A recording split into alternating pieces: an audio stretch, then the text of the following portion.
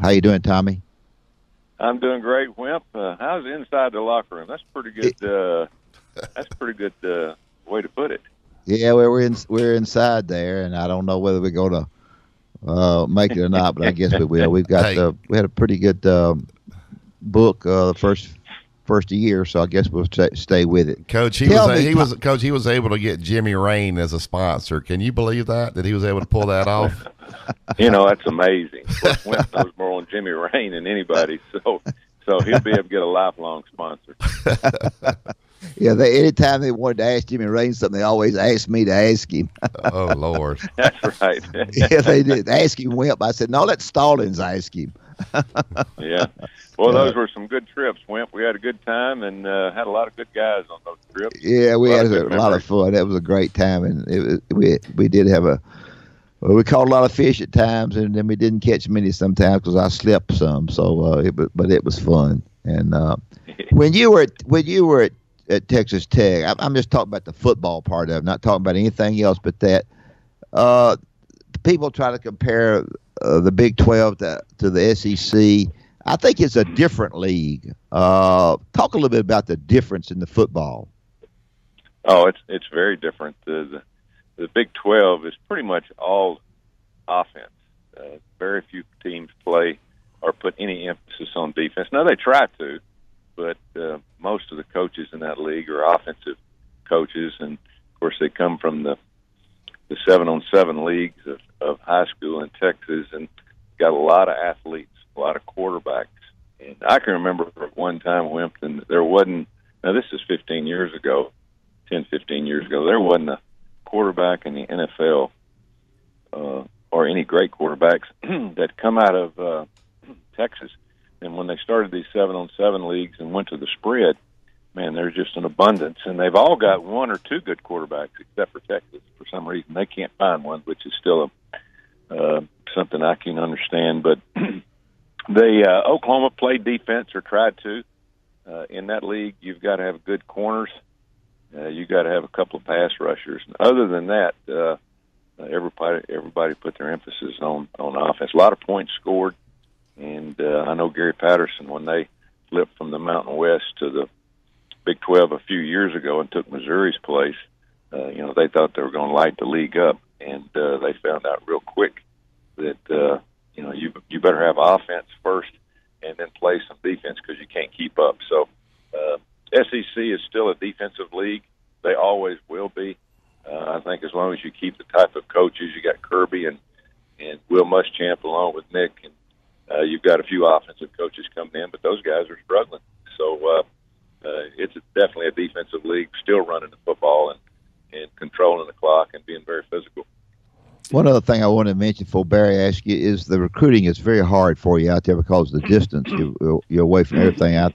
I know you're out there a while with Bobby Knight. Bobby never liked to recruit to start with, so I don't know what he did. But it's a different game recruiting where you were. It's very different. The SEC, the Big 12 is really spread out. You got Iowa and you got Kansas State. Most of the teams in the league get their players from the state of Texas, and as you said, I live right down the road from Bobby Knight and his wife, and got to know him. He was fish out of water, obviously. But, he had a few good years, but he turned it over to his son, and now they've made a few more changes. But it's Lubbock's a great place. We had a lot of fun. We still got a lot of friends out there we go on trips with. So I know I took some flack about comparing things to other countries with Lubbock, but it is really a nice place with good athletes. But in Lubbock, you've got to go a 6-hour drive to Dallas. You've got to pretty much go to Dallas, San Antonio, and Houston to get your players. Yeah. Barry? We're talking with Coach Tommy Tuberville. Coach, were you surprised when Bob Stoops walked away? I think the fans can't really – why would a guy walk away? They're going to have a great team. He's making so much money. But were you surprised when he made that decision to step away from football? All of the negative things take a toll on you as a head coach. Bob, in the last few years, had a string of sexual assault problems. Now, I don't know whether right or wrong. I know the Mixon situation last year where the kid got in trouble Bob suspended him for a year, and he came back and played very well. And he took a lot of heat for that. I don't know whether all that just built up in Bob, but 17 years at one place. My gosh, that's a long time, and you build up a lot of support, and you build up a lot of negative things around you. People start looking, and then you got this young kid come in there that inherited a quarterback like Mayfield, and they think he's the second coming, and I think he'll do a good job. I hate to see Bob get out of it, but the young guy going in there will probably do a good job. But he better recruit, and he better play defense, because that's what Oklahoma got him to the promised land, was playing offense, but also playing very good defense at times. Yeah, I know he's got to take the job, but boy, that's a tough act to follow when you got to follow Bob Stoops there. Just talk about what's Lincoln Riley up against, just following a guy that was so successful as your first head job. That's difficult, isn't it, Coach? Yeah. At Oklahoma, you got to win double digits every year. You got to be in 10 wins. You got to be in a major bowl. You got to push the envelope on the playoffs because you should, especially with Texas being at the situation that they're in. They should pretty much dominate. Oklahoma State's made a run. Mike Gundy's a good coach, good guy.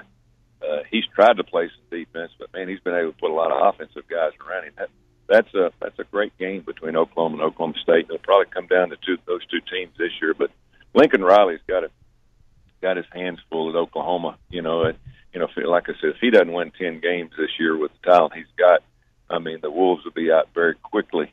But I think he can handle it. He's got a good staff around him. He kept everybody going. But he, as a young head coach, you can't. He thinks he invented the spread, as all these young guys have done, and that's fine. You can go in there and coach all you want, coach quarterbacks and do those things, but you better be a head coach, because if you just run the offense and let everything else go amok, then you're going to have problems. Obviously, as we've all had, the sexual assaults, the problems off the field. You got to get a clean handle on every player, because one thing can really bring your program down. Yep, that. At Auburn, you did such a good job. Auburn always seemed to me, and this is not a cut because but it is a place that seemed to always be looking for somebody better. And you were going through great times, and I'm not going to get into that, but I don't know if that's right or not. I know a lot of talk about Gus, and he's got to win this year and that. You just have to void yourself from that stuff if you're coaching. I think you did a good job and did it the right way, and but it's a hard deal. Oh, it really is. Most schools are their own worst enemy. You implode from within instead of without, and you know that. And so I think the thing that's happened, everybody talks about Nick, and Nick's done a great job, but he runs the show, and he doesn't answer to anybody. He does. He knows how to do it, and he doesn't need any help. And I think that's the same way with a lot of other places. Now, Gus comes in as a one-year head coach, good guy, good football coach, and he's learned on the run. He needed a strong group around him. I don't think that's really shown up 100% of the time, but Gus needs some years. The fans don't realize you go in and you change your coaching staff. It sets your recruiting back at least 2, possibly 3 years. The continuity is not there. Unless the program is as solid as it ever can be, then a change in coaching staff is very tough. Kind of like Oklahoma. They're not going to get much better. They've got good players. They've got everything going in the right direction. Lincoln Riley takes over a great situation. Well, Gus goes in there with things that are really tough. Had some players pass away, had some problems on campus. He had to build the recruiting back up. But I think he's got it now where he's going to be very, very competitive with everybody. I think this could be the year for Auburn if everything falls into place. Big game's going to be the second game against Clemson. It's not a do-or-die game for anybody, but I think it is for maybe the fan base and maybe positive attitude with the football team going into a very tough conference schedule. And then I think it's all going to come down. Everybody's asked me about it. And as you said earlier, as you introduced me, I'm going to do some TV work this year. I've done a lot of background and looked at schedules and looked at players coming back. I think the SEC has a good possibility. It obviously, Wimp, this injuries dictate a lot of things, sure. And you can't control that as a coach. But if both teams are injury have their fair share of non-injuries going throughout the year. I think Alabama and Auburn could be the game in the SEC late November. We got Tommy back. Sorry, Sorry, the Tommy. phone gremlins got us there, Coach. Yeah, y'all need to pay your phone bills up there. Yeah. You know it's Sorry a big about show that. and all that. Yeah, we started talking about Auburn, and somebody cut the phone line over here. I don't know what happened. Well, as I was saying, I think this could Yeah. be the year that I don't know what's going to happen, but you got to be lucky with injuries. But just looking at all the rosters, and the SEC hadn't been that great in the last couple of years, other than obviously Alabama. They have been head hills above everybody else. I think everybody's going to close in a little bit on Nick, and it's going to be tougher on him. But it could possibly is probably it should come down to the last game of the year on the Plains between Auburn and Alabama. It's I think the two teams match up very, very good, and Nick's got a very young team. And I don't care how many 5-stars you got. Young teams usually make a lot of mistakes. I wanted you to comment if what you can on the Ole Miss situation. You did such a great job there, and got them going. And Ole Miss is I think a kind of a special place, really. And I may be wrong on that, but it's gotten to be from just an inquiry to a scandal now, and it's going to be a pretty big mess. Talk what you can talk about that. Well, it is a good place. Ole Miss is a special place. I think it's different than most schools in the league. It's in a town of about 10,000. When I was there were probably 16,000, 17,000 students, but now they're up above, I think around 25,000. They've really grown, and they depend a lot on their athletics, as probably more than any school in the SEC to bring people on campus and to make money. Now, all the schools in the SEC are bringing in bukus of money, but Ole Miss is a good place. I took over for Billy Brewer, and they'd had some problems with a couple of rogue coaches, and in recruiting, they got caught, and we got hammered. We lost half our scholarships. I think 12 the first year and 12 the second year. No TV, no bowl games, and it was devastating. And we fought through it and made some progress. Even went to a bowl game, which a lot of people didn't think we could do, and it got me an opportunity to take the Auburn job. But now it's a difference. They've even got more violations, what I've seen, and I don't know the particulars of it. I know the athletic director is very vocal of Hugh Freeze, and I don't know whether Hugh's involved or not. It'll all come out in the wash. But the NCAA is not playing around anymore. They've got these new rules. They're going to suspend coaches, and I don't know whether Hugh will lose games. But just watching Rick Pitino's situation, he had one or two situations, and Ole Miss has got a dozen or so that the head coach is responsible for. And I don't know how many did Rick lose? Wimp, 10, 12 games. Yeah, I think they did. I don't. He's about the only guy I know that could have survived all that. I still don't know how he survived. Yeah, he's got the greatest athletic director in the history of athletic directors. I'm telling you. Well, look at both sports up there. But it's. I hope Ole Miss can work through it. They've tried to penalize themselves quite a bit to make it look like that they're sorry for what happened. But I'm afraid the NCAA is, they've gone in, they were going to make a decision, then they got some more stuff on the kid making some comments on national television. They went back in, and when they're on your campus, it takes a while. It just takes a toll on you, I guess. And they're struggling. They just need to get the football season where everything's more positive. But the recruiting hadn't been any good at all the last 2 years with all this hanging on them. So that's going to be tough. And so it'll be an interesting scenario. But it just seems like the SEC. I remember when Mike Slive came into the conference. I don't know what it was, early 2000, and he came in and sat down with all the coaches and looked us all in the eye. He said, "Guys, we've got 5 teams on probation, and my number one goal is to have nobody on probation. And we're fixing to clamp down." And I don't think that ever happened, but he tried to clean it up to a certain degree, where every school held each other accountable, and we kept it kind of in house to where it never really got the NCAA unless it was really, really bad. So I think I don't know whether anything like that's going on now with Commerce with the new commissioner, but there always needs to be a close eye kept on schools because it's so competitive in that league to where you have to, you win games, and sometimes people stretch the rules, and you can't do that.